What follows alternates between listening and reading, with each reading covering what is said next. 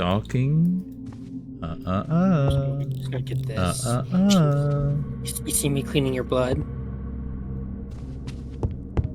What you gonna do about it? What you gonna do? Huh?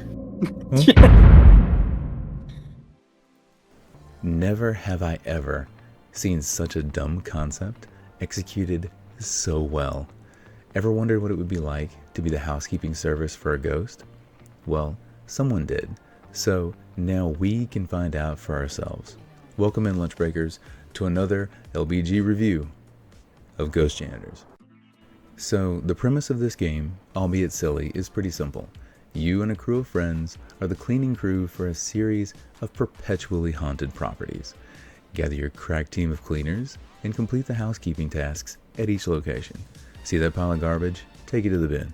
Questionable puddle? Mop it up. Bloody handprints? Wipe them down. 15 Ouija boards? Pick them.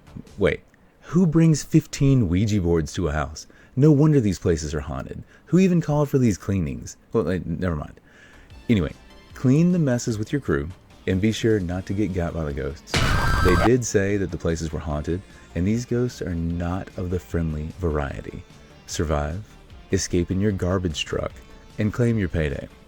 Use that payday to pick up some new swag or some perks for your next job, then rinse and repeat. That's the gist, but let's take it a bit deeper.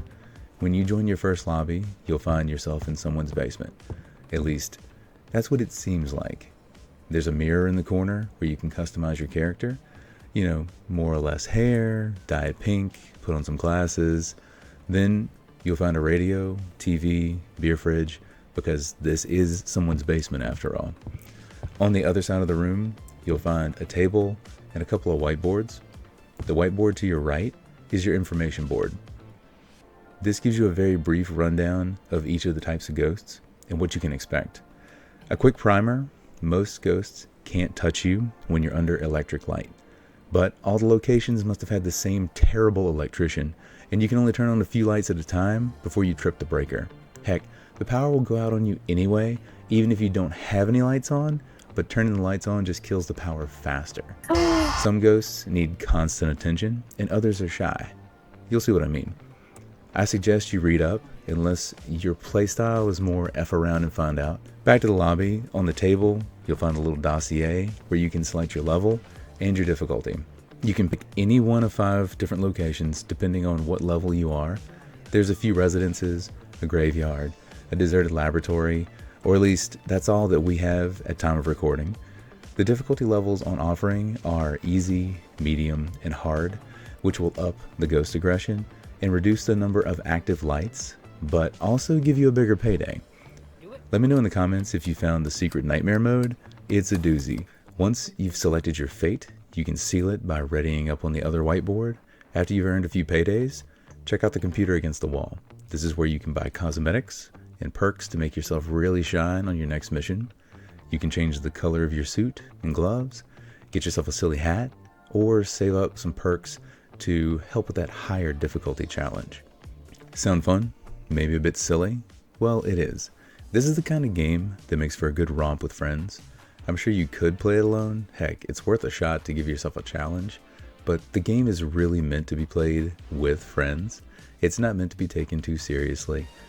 The challenge is just in completing your tasks and trying to get everyone home safely. You're not even cleansing the locations of ghosts. You're cleansing the locations in spite of the ghosts.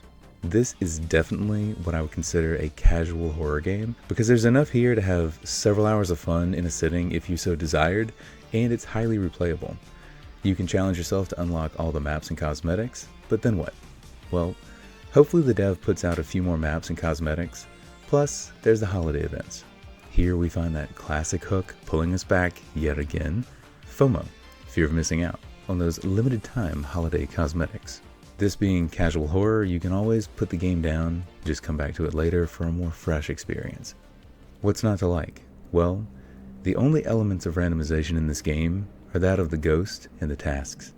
These help keep things fresh for a while because you're on the lookout for different tasks and learning how to survive against each of the different types of ghosts.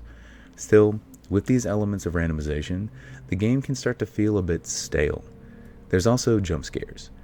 While this does help keep the game fresh, they can be a bit cheap. These are different ghosts, other than the primary ghost, that serve only to build suspense and jump scare the player. They don't actually harm the player. You might see a ghost standing in the hallway or on top of a bookshelf, and then once you look at them, they jump at you and scream. I enjoy these, don't get me wrong, but they're just a jump scare, and after you get hit with a few times, you're on guard for it. This game looks really good, runs well, and it's cheesy good fun, and that's exactly what it needs to be.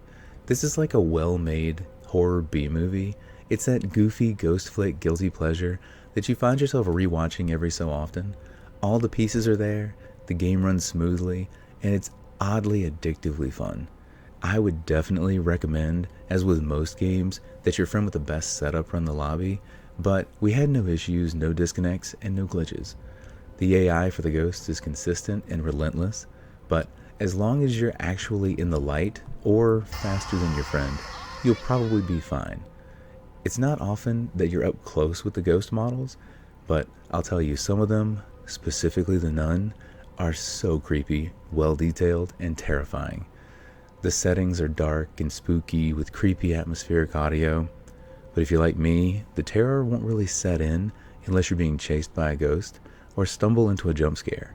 For others, they might run in terror and end up just waiting by the truck.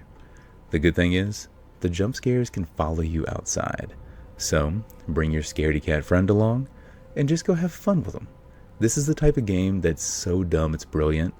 It's not complicated, but it's pulled off so well, and you can tell that the dev has a real passion for this creation, and it shines through in the quality of every aspect of this game. So how much time you got? This game is very well suited for playing on your next lunch break session. The rounds are pretty quick, ranging anywhere from 5 to 20 minutes depending on the difficulty, the crew, and how detail-oriented you are. Most of the matches that took more than 15 minutes were because there was something or a few somethings that we had missed. Maybe the pile of refuse was on a table by the window and we were only checking the floors, that sort of thing. This game is addictively fun, especially when there's a cosmetic you want to unlock, and that's when you have to be careful not to fall prey to just one more game.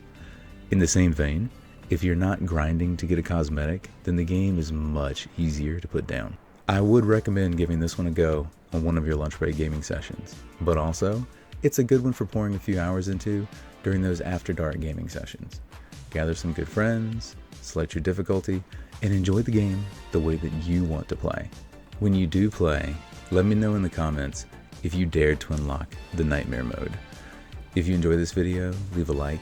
If you want to see more like it, subscribe. Follow me on Twitch if you want to find out what game we're playing next. Enjoy your next gaming session, Lunchbreakers, and until next time, give me a break.